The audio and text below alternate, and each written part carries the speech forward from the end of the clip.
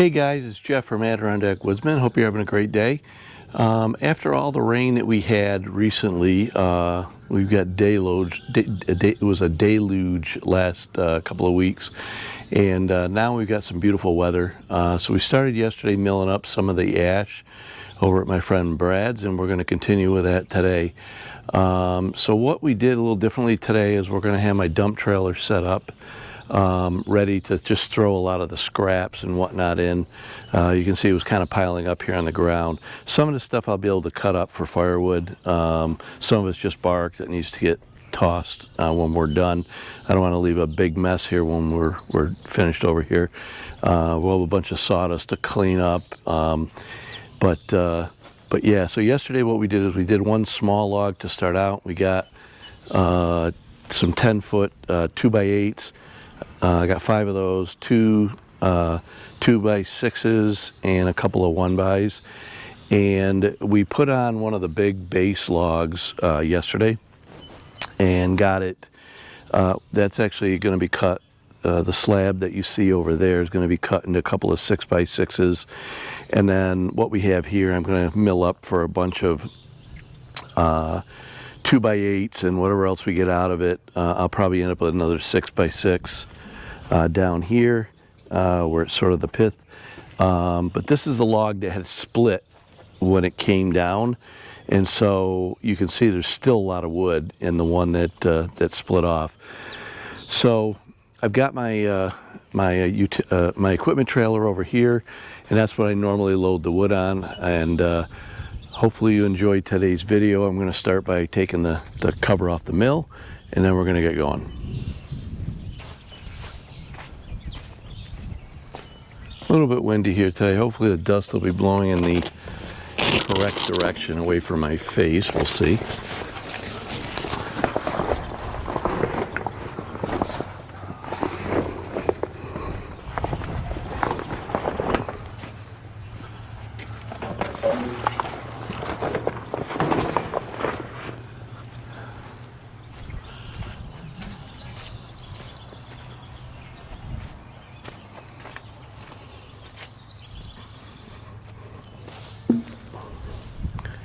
It's a little bit harder when you got a log already on the mill to get up here, but we'll get it done.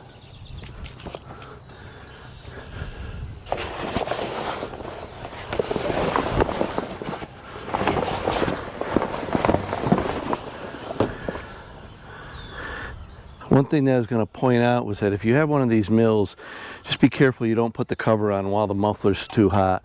I actually almost did that yesterday, and Brad reminded me. It'll burn a nice hole right through your cover.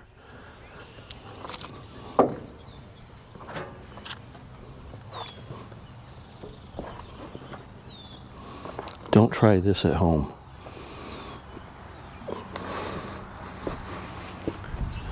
Okay, get this out of the way.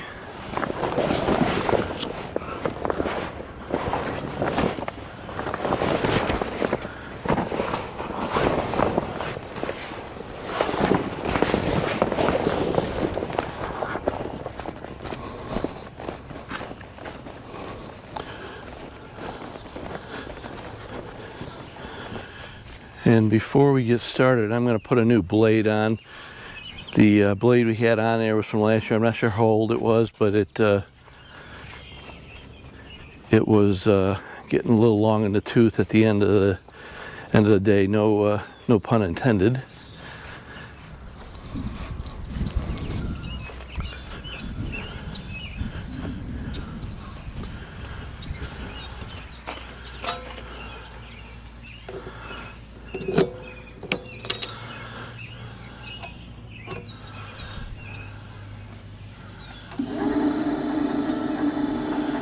In order to change the blade, it's easier to bring it all the way down to the far end. So we'll do that.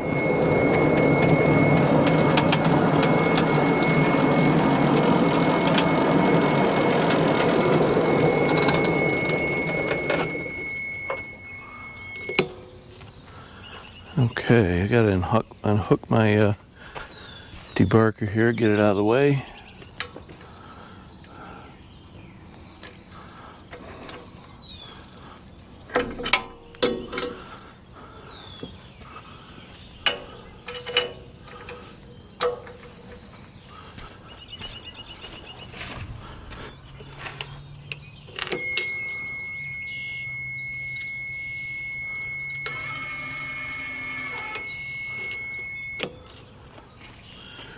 Not really sure what actually I'll bring it in to open the door.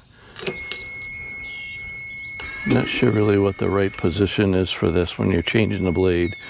I think I remember that you can't open the door if you got it out there, so we'll do this first.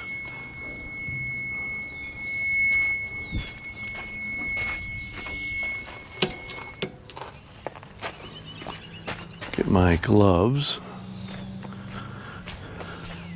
Don't want to be touching the blade without gloves on.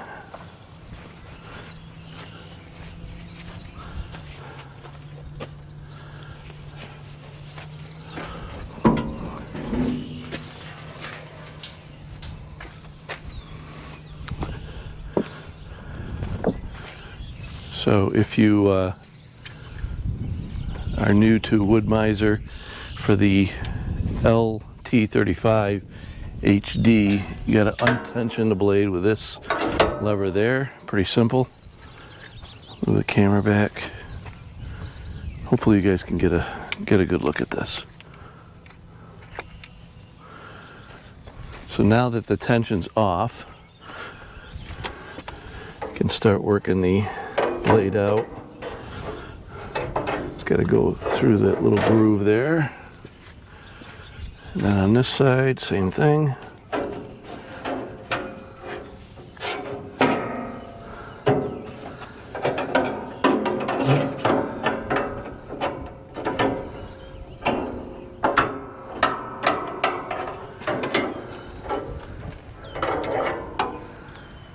Okay.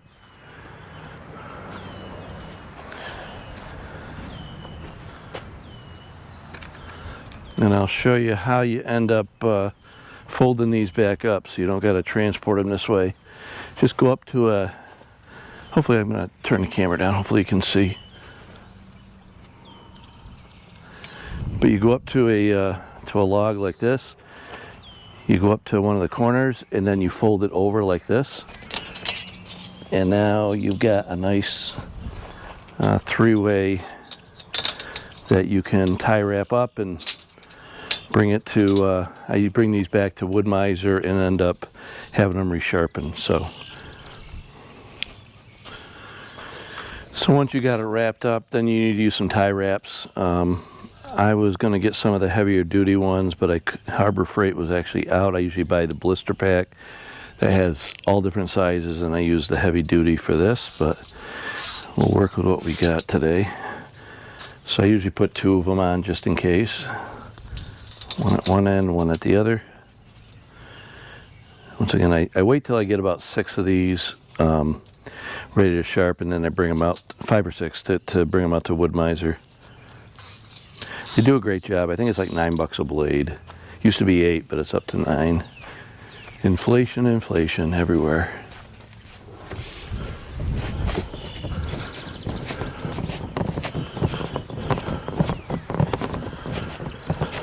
So this is a box of 5 blades that I haven't opened yet.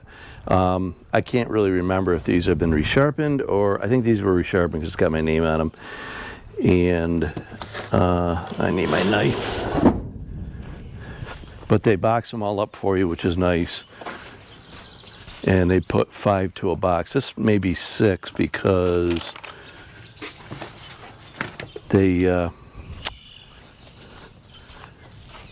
this may be 6 because that's what I brought in. So normally it's about 5, but so I only remove one of the straps here. I usually look to see which side it opens from.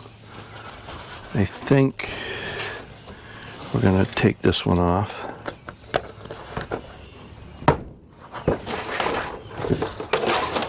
And that way I can put everything back in when I'm done. Whoops, tossed my knife. So what we'll do is pull these out, show you what we got. This is the way they box them. And then what I normally do is I'll cut this strap and then I'll restrap it when I'm done.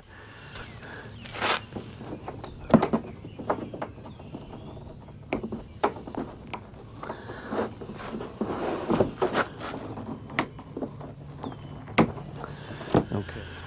You've got this metal piece here that keeps everything still under tension even after you cut the strap. So I'll try to pull out, usually what I'll do is I'll just pull out one of these, and it's going to want to spring open, so you got to be a little careful.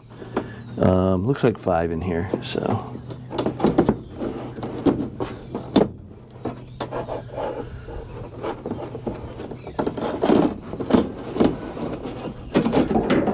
Okay, there's our new blade.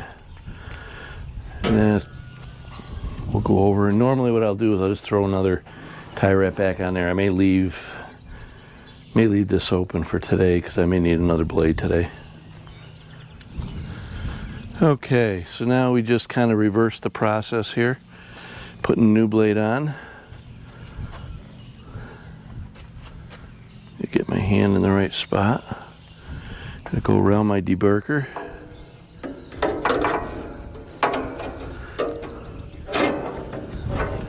Get one side in.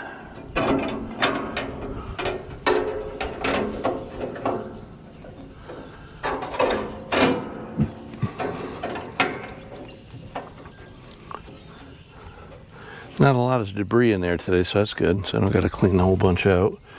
I usually use this time to get any extra sawmill. If you're doing like pine, it's real sappy, and it wants to build up in there. So I get this in, I'll come over and bring the thing over and give you a little better view of it. So what you can see is your blade is there's these rollers here, and there's a backstop to the rollers, and you kind of want it right in this position. So when I tension up, I'll check it again after I tension the blade. There's one thing to point out. There's these blocks up here that I had to replace on my other mill once, and I think it's just a kind of a wooden stop. So if you end up having any issue with the blade, it hits that instead of up above on the metal. It's not really a guide per se. So on this side there's a roller as well. Right here is the where I can lubricate the blade. I really haven't had to lubricate the blade because, once again, not much pitch on this. And then same thing, wheel on this side. Just try to make sure that it's fairly level there. So then what I'll do is I'll put my tensioner back up. This is quite a bit of tension. You can adjust this too. My other mill, I never really got it too much out of whack. So, and then we'll come over here and just make sure we're still on the right side of the guide bars, and we are. So we'll close this up. And then we'll close this side up. We got a new blade, or a newly sharpened blade, and we should be ready to go. Okay, I think we're ready to get milling. I cleaned all the scrap up from yesterday so that we can get going here. Put my headsets on. Actually, before I turn that on, I'm going to get my tape measure. See where we want our first cut to be. So what we got a nice flat bottom from yesterday. What I normally do is I'll measure off of these things and see kind of what my height. So, you know, I got roughly 19 inches there, but you'll see there's a dip. But it doesn't mean we won't get any boards above this. It just we'll get the center section where we might get a 2x6 or 2x4 or whatever. So here we got, like, you know, 13 and a half. And where it's really dipped in the middle here, I don't know if I can get in there. I guess I can stand on this. We've got about 10 and a half there. So, but what we'll do, and usually there's a small end and a large end. Here we've got, I don't know, 16 and a quarter. And I could use the toe boards to level it up, but I'm not going to, because we looked yesterday and it was pretty straight. So if I've got 19 and 16 and a quarter down there, Okay, I think what I'm going to do is I'm going to start at about 18. We'll see what we got there. Okay, start the mill up. Didn't even need to choke it today. We'll give it a second to warm up.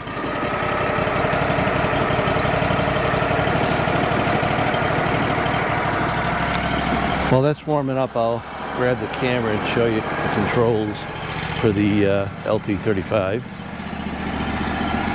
So right here is the debarker. We won't be using that for this log because we've gotten all the bark off at this point, so no sense in using that. And then unlike the LT40, I think, and the LT70, you know, between those models, this one you walk with the mill, which isn't a bad deal. But what we have here is you got your debarker controls. You can turn it on or off. It only operates on in the forward position. If you've gone backwards, then, which is this control goes forward or backwards. It's very fast coming backwards. And if it's not in the forward position, it won't turn on. I thought I had a circuit breaker go, but it wasn't. And this moves you can see over there, moves it in and out. And you kind of got to adjust that if the log has a big taper in it, or it could stall out the engine. You'll see here, I don't know if you can see, it says manual, and I got 54.5 hours on it.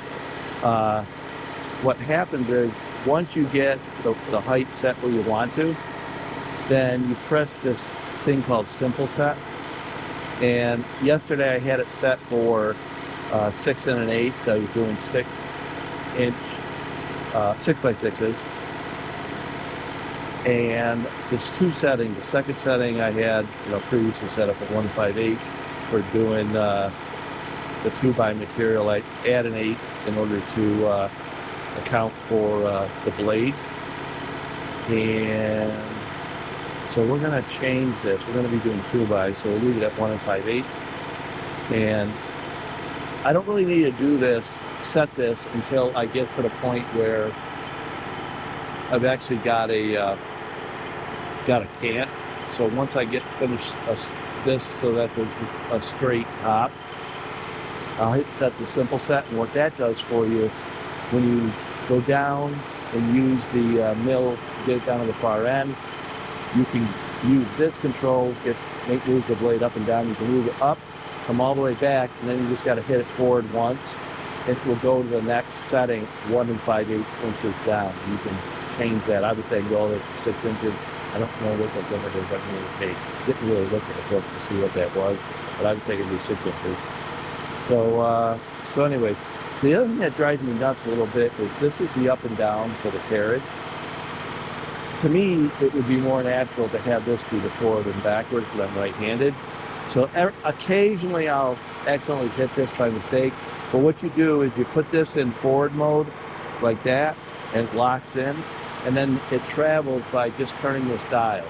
So unfortunately, reverse is one speed. It's full back, and so when you see me coming back, I'll be moving pretty good. But I think that's for production, for people that want to do a lot of production. It just keeps things moving along. So, okay, so I think the mill's probably warmed up by now. Doesn't really take very long. So we're going to put the camera back in the tripod.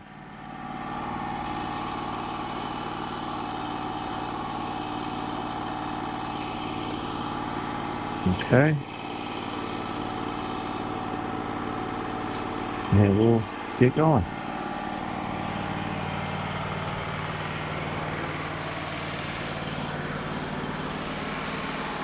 Make a laser for this, but it's like a stupid amount of money, a couple $1,000.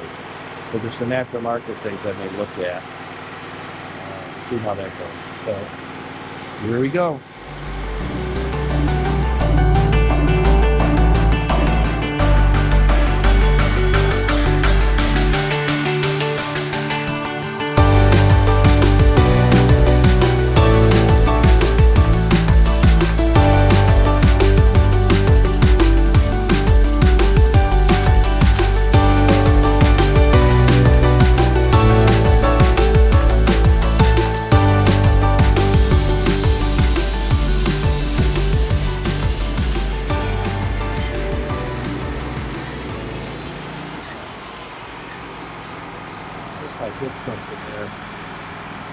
sound good.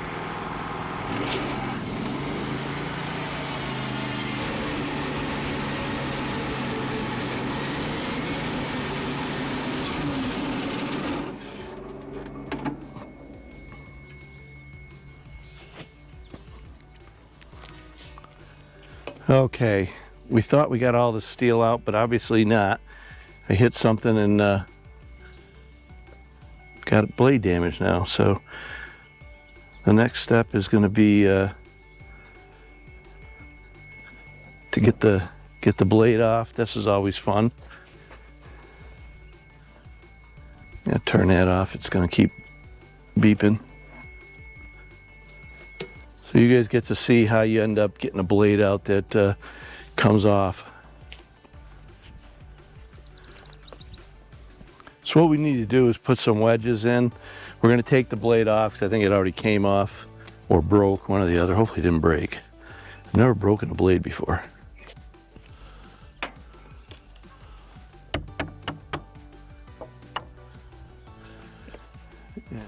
So the easiest thing to do is to take the blade off, bring the mill back, and then work the blade out by hand. Because once it comes off past the guide rails, you're kind of stuck. I gotta release the tension here.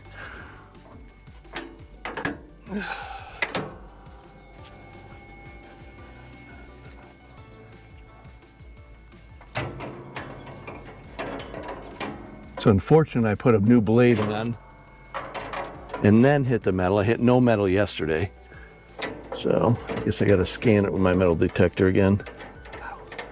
This blade's hot.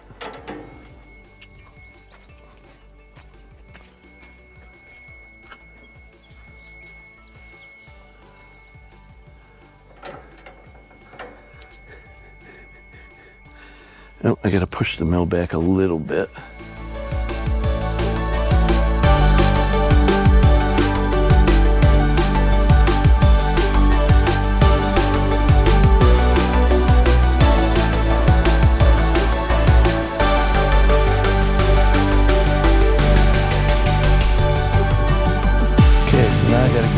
Out of the way. Get my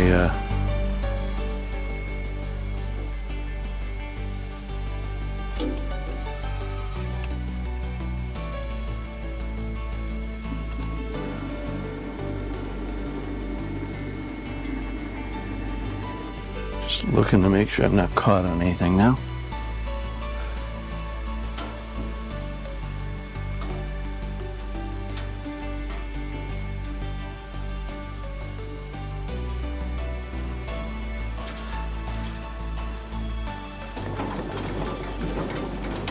Oops. Okay, now I gotta go around the debarker. Debarker is always a little more challenging with, you can actually push it by hand, the mill. Try not to bend this too much, because I will get it resharpened and still reset the teeth. Hopefully, didn't damage it too bad. This is where I wish it had a granular control for the reverse. Okay. Okay, mill head's out of the way. Actually, I gotta go a little further to be able to walk the blade out.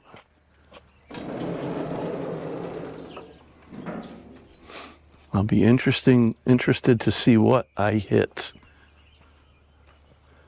You know, I see it right here. I can see there's a little bit of a discoloration there.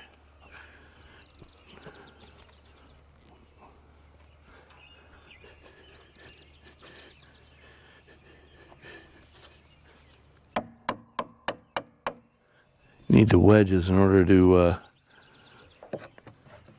unbind the blade. Should be good.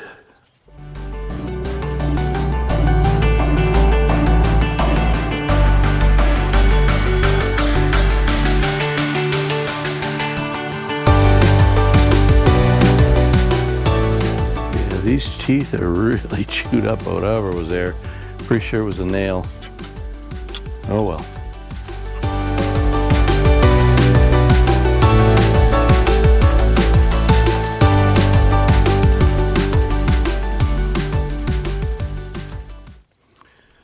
show you what I ended up hitting. And I probably hit that with the previous cut too, but didn't really notice it.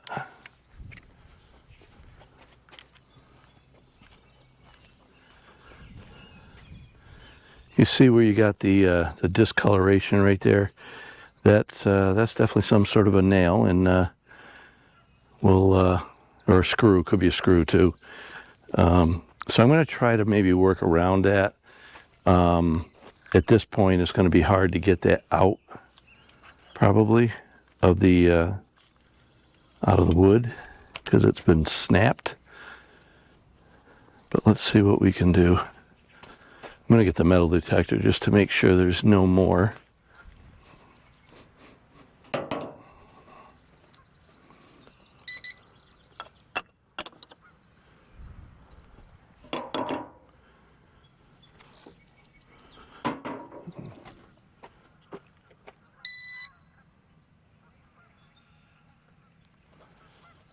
It's funny, there's not a...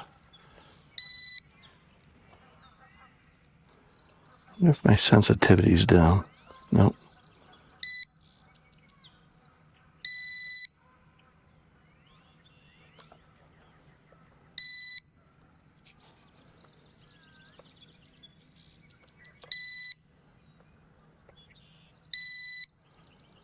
Looks like the side is the only thing that buzzes if you don't...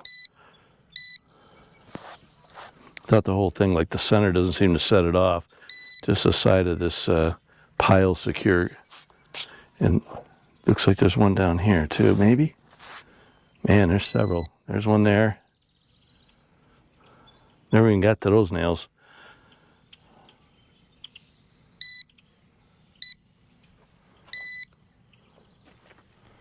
See what else we see here.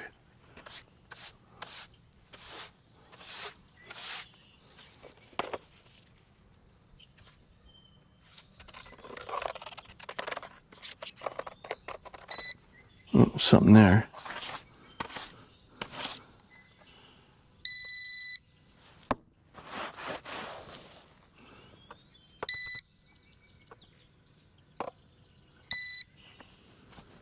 That one I don't see.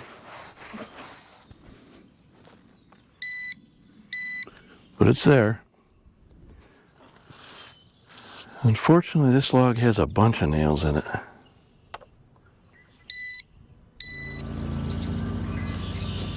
Okay, so I think what I decided I'm going to do, since I know that most of the nails were on probably this side because they had a wire cable going up, I am going to measure up from the bottom 8 inches so I have I can get 2x8s and cut there, and then I should be able to go this way, and we will also look for obviously nails along the way there too. But I believe they're probably all going to be on this side. That way, what I've got up here, I'm going to see if I can carefully, I should be able to get some 2x8s off on this side, because I get about 16 inches. And then when I get down to here, I'll probably turn that into like a 6x6 or something. I don't know. We'll figure it out. But for now, we're not going to be cutting from the top. So get to see one of the dangers of sawmilling here. Got to bring the mill head back all the way in order to operate the hydraulics. So we'll do that.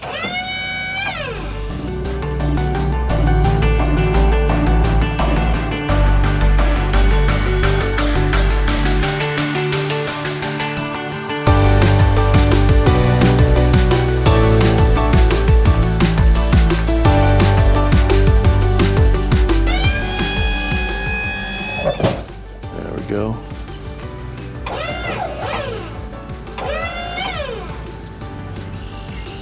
Actually, I don't even know why I flipped it. I didn't need to flip it.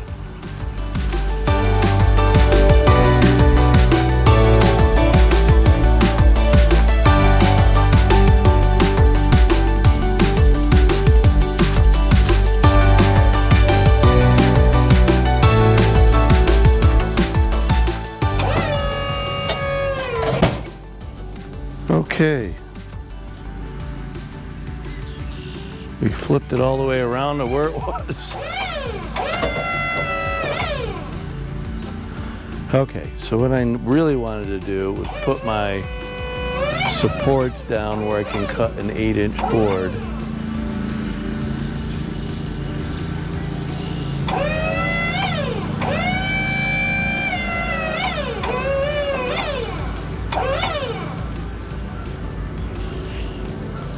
Okay. Just make sure my supports are completely out of the way.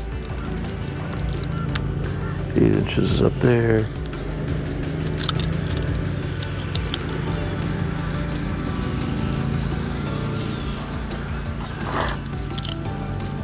Yeah, they're out of the way. Okay. Well, let's cut my 8-inch board. 8-inch beam.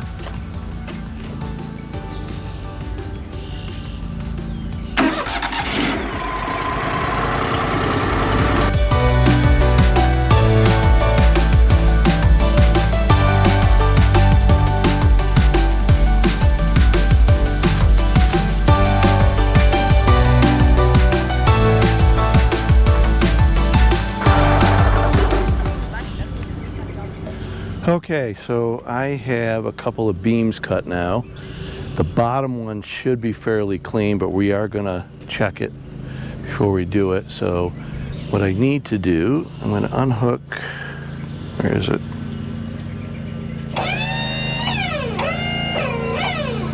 I'm gonna try to get this top beam pushed off, and we'll see how successful we are at that.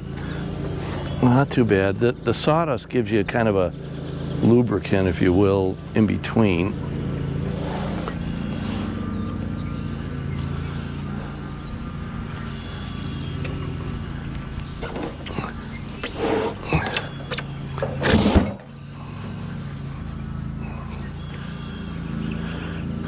You can use a cant hook, but if I have to bury it in there, that'd be better.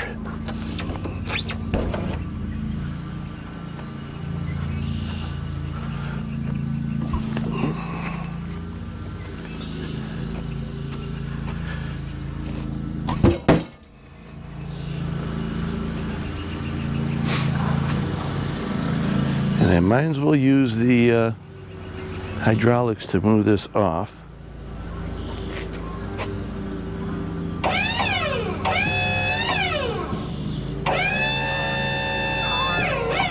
Why make it any harder than you have to?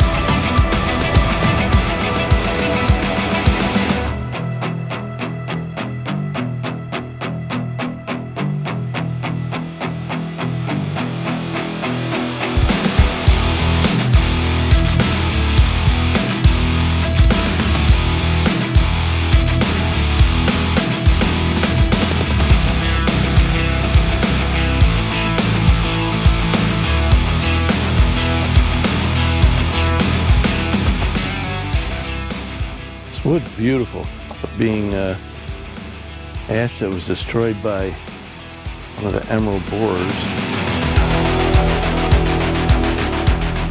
It's better than any hemlock I've ever cut.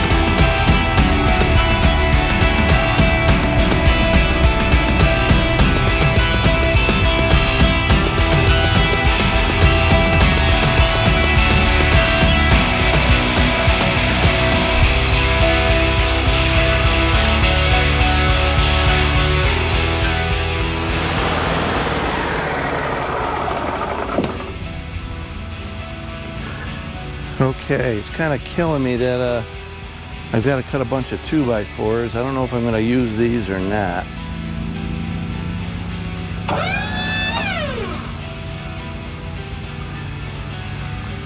Because they're such nice 2x8s.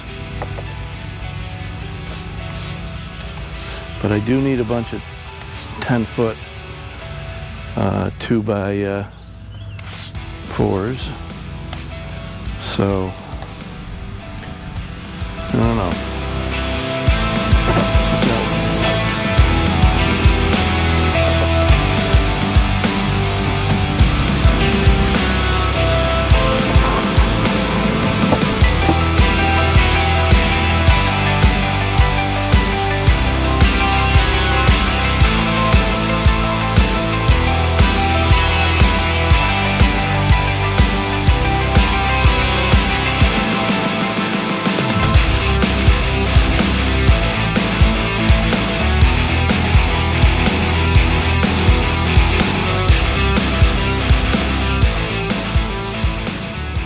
Okay, so now we're going to bring up one of these other ones. I'm not sure. I really don't want to work with the one with nails yet, but we'll see.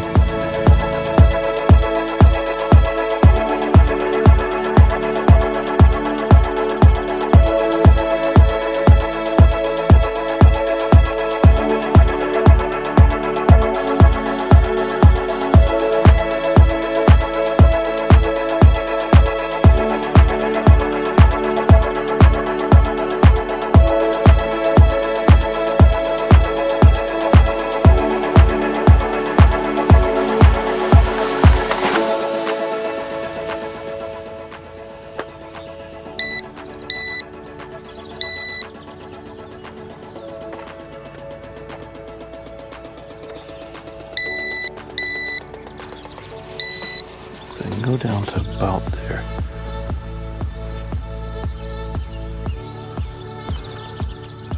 See what I can do.